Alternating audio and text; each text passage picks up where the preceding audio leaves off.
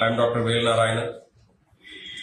Now we are going to discuss about the fifth element. See, as far as Western world is concerned, the fifth element is obscure. Because when Hippocrates, when he borrowed the concepts from the Eastern world about the four elements, he has not taken the main element, that is the mother element, that is the fifth element, which they have named it as ether or etheric element. So, as far as the Western medical world is concerned, there are only four elements. That means solid, liquid, gas, and fire.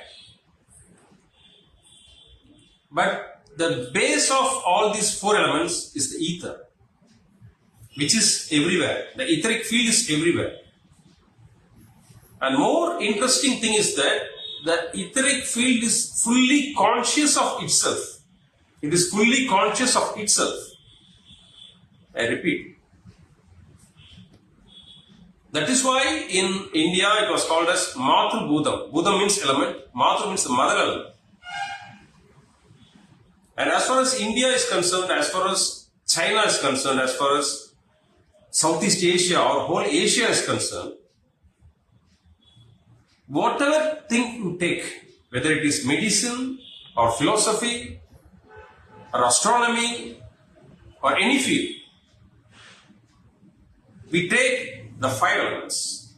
That is mainly the etheric element into account.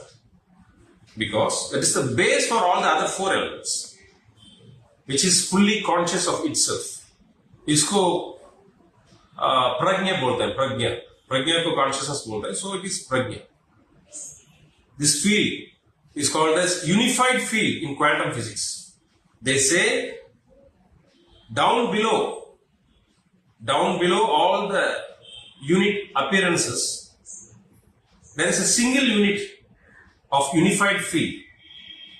Down below all the appearances, down below all the phenomenal existence, there is a single unified field according to quantum physics. This unified field is nothing but the fifth element.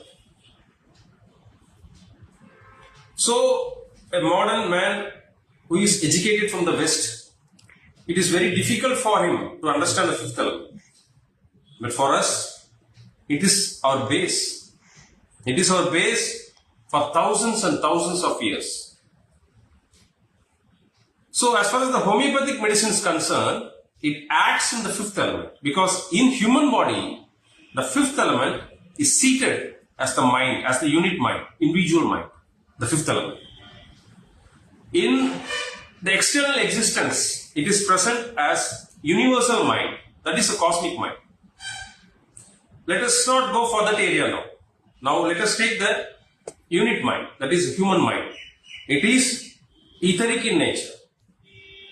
See, I will tell you for example, simple, it is a simple thing. If you rub your hands very fastly, and if you try to align them close together, and if you can try to feel the inner field between the two palms, you can feel a repulsion, magnetic repulsion. Simple, it is very, very simple. You can feel a magnetic repulsion.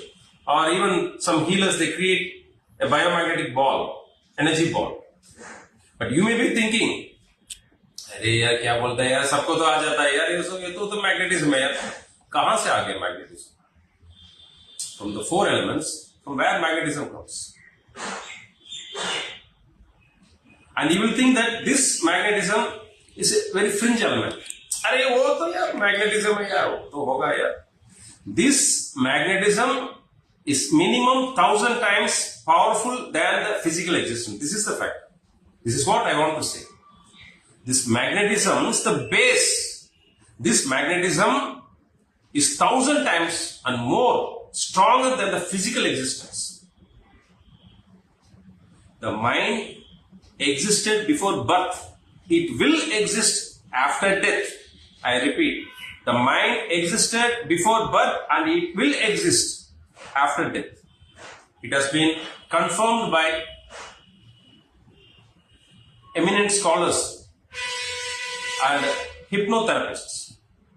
And even scholars have studied out-of-body experiences, near-death experiences, where the mind is very much alive apart from the body. That means the energy can be alone without the substratum for some time period.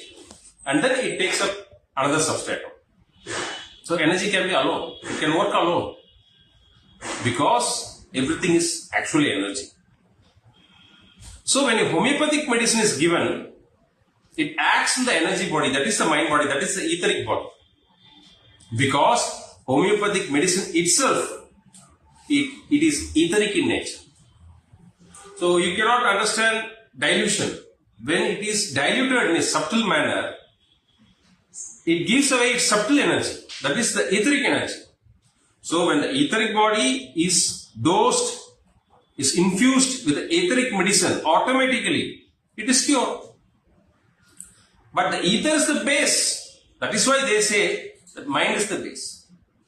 For example, when a disease is formed, it is first formed in the etheric body. After many months, it will be reflected in the physical body. So when the etheric body is corrected, automatically the physical body is corrected because it is a replication, it is a reflection of the etheric body. I am not telling this. All the Siddhas, the Munis, the Taoist masters of China, the Siddhas of Tamil Nadu, the immortals of Asia, to say simply, all the immortals of Asia, they have declared that 5 elemental medicine is the real medicine and we have to touch the 5th element, that is the first element. Even acupressure, we are just disturbing the pathway of etheric energy. In Marma Sikicha in India, they are disturbing the path of the spiritual energy.